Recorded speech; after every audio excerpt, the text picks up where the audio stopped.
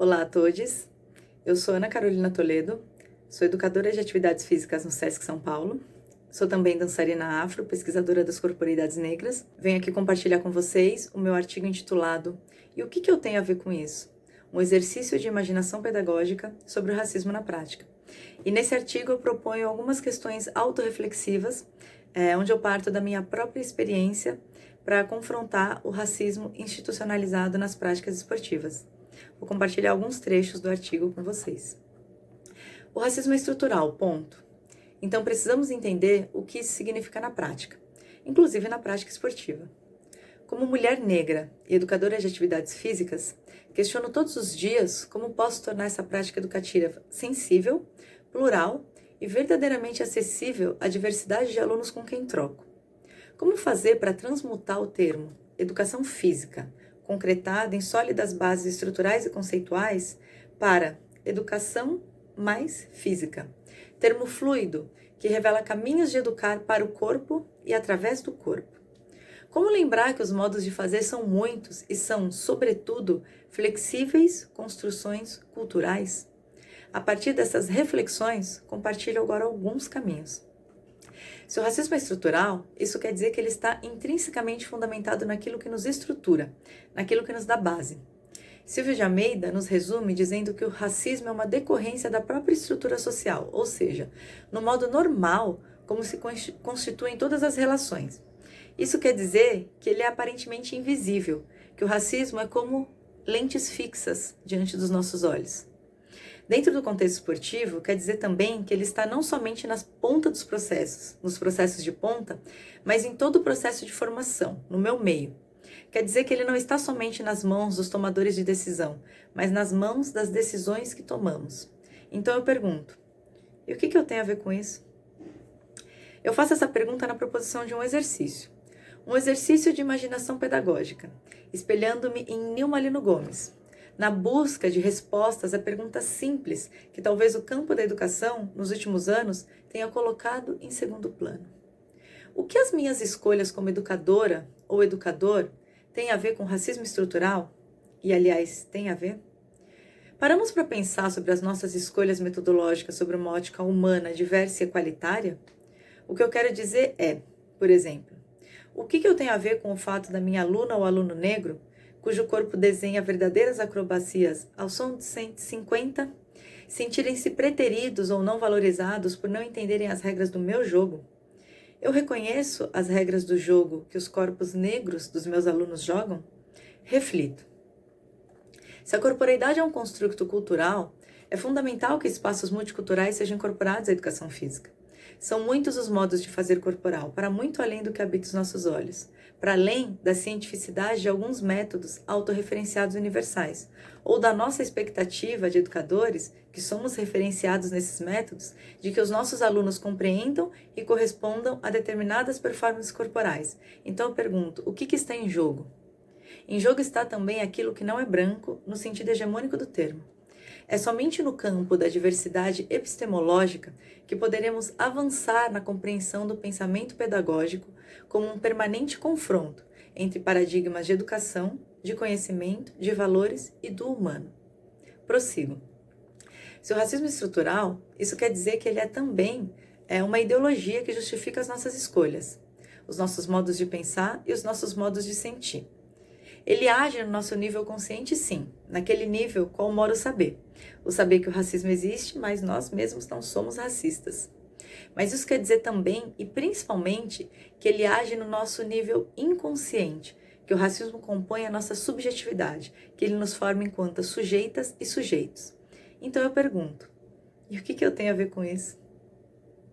Como a minha educação como educadora, ou educador, ou gestor, favorece o reconhecimento e a formação das identidades negra e branca dos meus alunos? Como eu trago para a minha vida prática, do dia a dia, a representatividade negra no esporte e na vida para os meus alunos negros e brancos reconhecerem e se inspirarem? O que eu, educador, aprendi a considerar e valorizar como identidade negra? Reflito.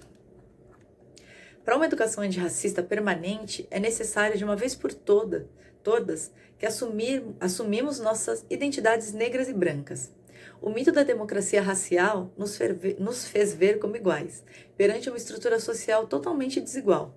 A raça branca, sim, os brancos também são racializados, inventou o racismo, e seus legados culturais viraram sinônimos de normalidade e virtude, enquanto que a raça negra e os legados culturais da raça negra viraram negação e exotização. Como consequência, visando evitar a dor, o negro desiste de defender sua verdade contra a verdade da palavra branca. Então, tão logo nós, educadores, entendamos que quando um aluno branco chama o outro de neguinho, isso é pejorativo sim, pela intenção da agressão, mas reconhecer-se como pessoa negra em nada carrega demérito, poderemos avançar nas reflexões identitárias sem tabus. Ser negro, assim como ser branco, carrega histórias, memórias e humanidades que precisam ser resgatadas, cada quais com as suas especificidades. Prossigo. Se o racismo é estrutural, isso quer dizer que ele está na base daquilo que fundamenta e estrutura o que conhecemos hoje como esporte e educação física. Pierre Bourdieu, sociólogo francês branco, em seu texto reflexivo intitulado Como é possível ser esportivo, assume: parece indiscutível que a passagem do jogo ao esporte propriamente dito tenha se realizado nas grandes escolas reservadas às elites da sociedade burguesa, onde os filhos das famílias da aristocracia ou da grande burguesia retomaram alguns jogos populares, isto é, vulgares, impondo-lhes uma mudança de significado e de função muito parecida àquela que o campo da música erudita impôs às danças populares para fazê-las assumir formas eruditas, integrando, portanto, nessas mudanças os pressupostos essenciais das virtudes e moral burguesa. Qualquer semelhança aos nossos processos não é mera coincidência. Então, a aparição dos esportes, propriamente dito, seriam, portanto, contemporânea à constituição de um campo de produção de produtos esportivos e um mercado de consumidor esportivo. Mercado este com funções distribuídas em classes sociais específicas, que nos traz reflexões sobre o próprio sentido que essas práticas assumem nas relações sociais. Prossigo refletindo que esses valores estão vívidos, aqui entre nós, todos os dias, repaginados, mas ainda ditando as regras do jogo. É urgente que a gente entenda que cada conceito moderno e ocidental, tido como pilar, como cânone, como definição inquestionável e universal, pode sim, e quase sempre foi, fundamentado dentro de uma ótica racista. Portanto, eu pergunto, e o que eu tenho a ver com isso? Estendo agora a lógica que constrói o comportamento distintivo, hierárquico e meritocrata racista, reproduzindo alguns diálogos já vivenciados. Vamos falar então sobre apito. Vou ter que questionar apito também. Fila. Ué, é por bom comportamento, né? Para que se mantenha a ordem. Apitos e filas. É isso, é sobre ordem, é necessário. Silêncio. Hierarquia. Puxa, até isso. Mas eu sou professor. Eu preciso que eles façam silêncio, eu preciso que eles me vejam porque eu sou professor, é necessário. Eu sou o foco da aula. Racismo, então, agora é mensagem subliminar, é isso? Reflito. De sociedades disciplinares a sociedades de controle, apitos, filas, silenciamentos ou hierarquia refletem dispositivos de normalização dos comportamentos, ou seja, de dominação de corpos. Lembrando que a educação física no Brasil confunde-se em muitos momentos de sua história com as instituições médicas e militares. Exercito conectar esses dispositivos com a lógica racista ao lembrar que outrora também foram os chicotes disciplinadores, uma vez que a racialidade institui um dispositivo de poder, como nos disse o Eli Carneiro. Retorne, então. O racismo é mensagem subliminar, é isso? Tá em tudo? Não, nunca foi subliminar. Sempre foi escancarado. Só era confortável para quem manda não ver. Sempre foi uma questão de ordem, com ou sem apito, ou chicote. Sempre foi uma questão de silêncio, melhor não questionar, ou chicote. Sempre foi uma questão de respeitar a hierarquia e o status quo, ou chicote. Nunca foi subliminar, sempre foi na pele. Finalizo por hora, mas ainda nos primeiros passos dessa discussão incipiente e urgente, que muito tem a ser percorrida, deixando como lição de casa alguns exercícios de imaginação pedagógica aos educadores que acompanharam-me aqui na trajetória da busca de uma educação física que educa, através das noções de corpo, pessoas repletas de subjetividade em suas relações sociais. A educação física entendida como processo de humanização tem sido sempre uma experiência edificante?